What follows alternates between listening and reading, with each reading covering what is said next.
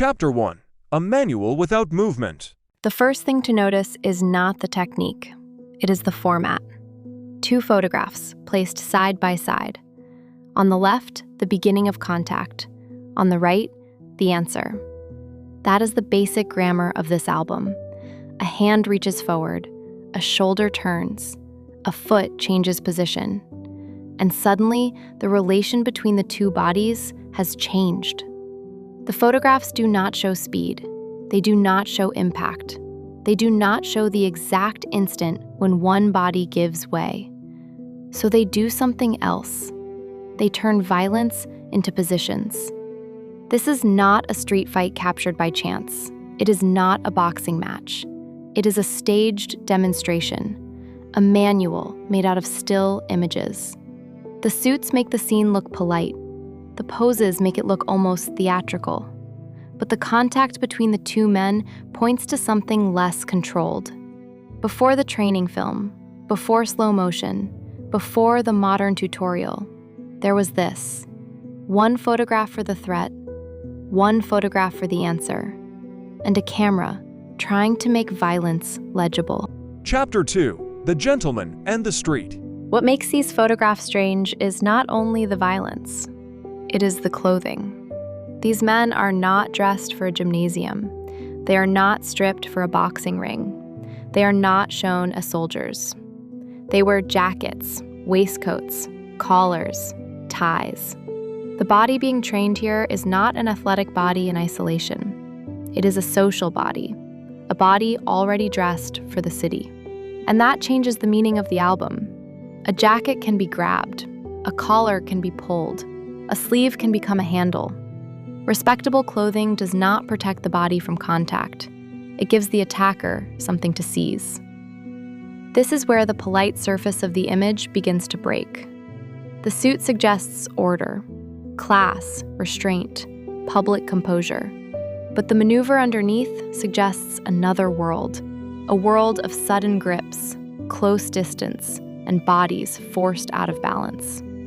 The photographs do not show us an actual street, but the street is implied in every gesture. A hand reaches for the coat. A man is pulled too close.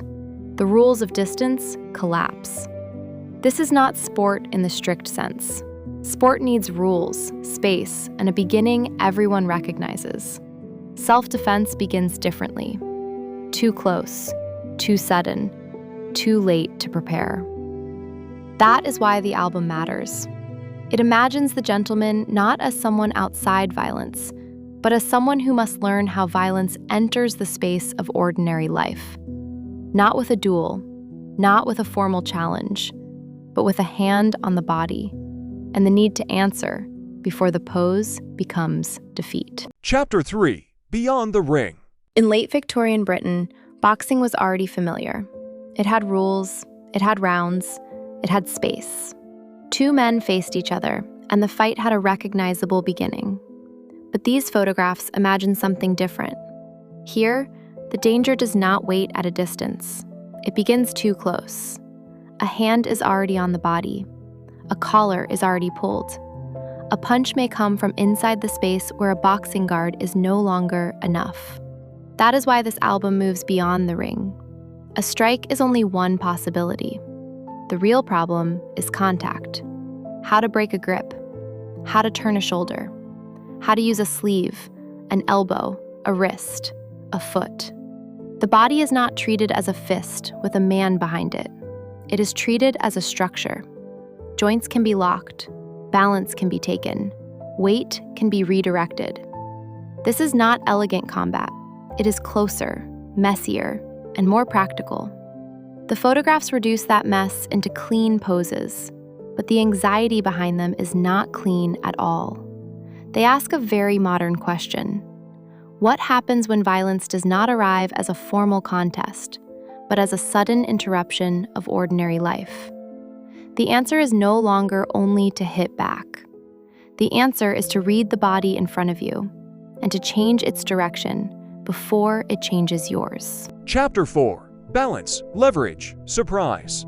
These photographs return to the same few principles. Not strength alone, not speed alone, balance, leverage, surprise. Again and again, one body is taken out of its ordinary line. An arm is turned past comfort. A shoulder is pulled out of position. A foot interrupts the path of escape. The head moves one way, the weight another. This is why the poses sometimes look strange. They are not trying to show a beautiful movement.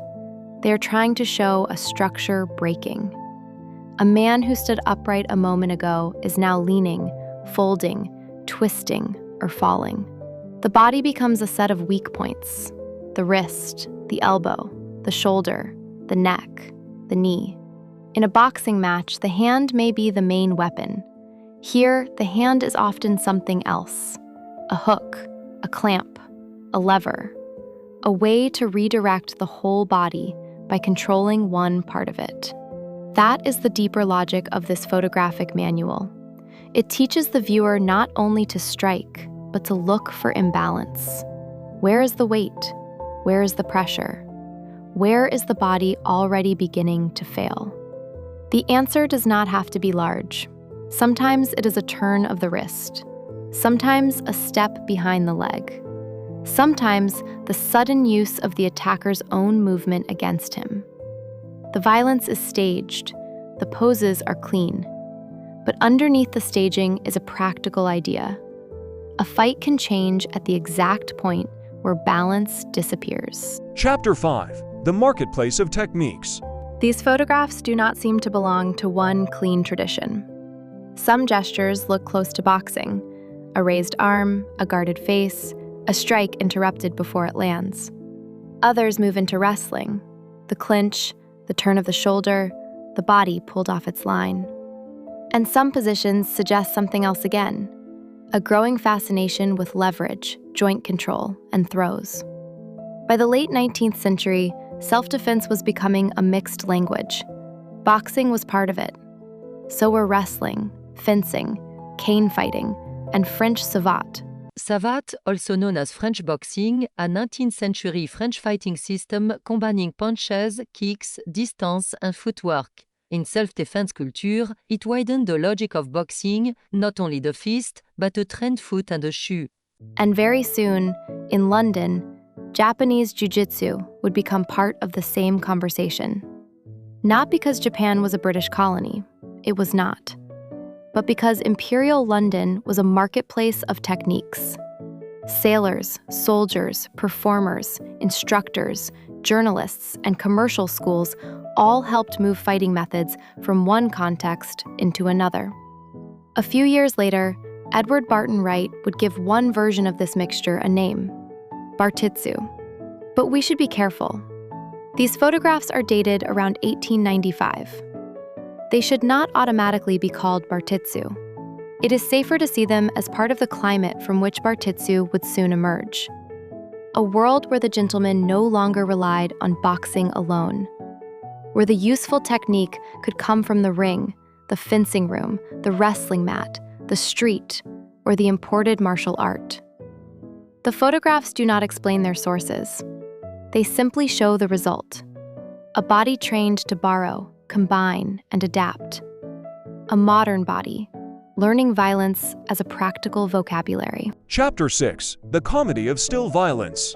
The longer we look, the stranger these photographs become. Bodies bend too clearly, arms stop in midair, falls are suspended before they are allowed to happen. A real fight would be faster, uglier, harder to read. Here, everything is cleaned up for the camera. The attacker waits. The defender demonstrates. The body holds the lesson long enough for us to understand it. That is why the images can look comic. Not because the fear behind them was comic, but because violence without motion becomes theatrical. The photograph removes the shout, the impact, the confusion. What remains is the pose. And the pose is doing two things at once. It makes the danger visible, and it makes the danger manageable.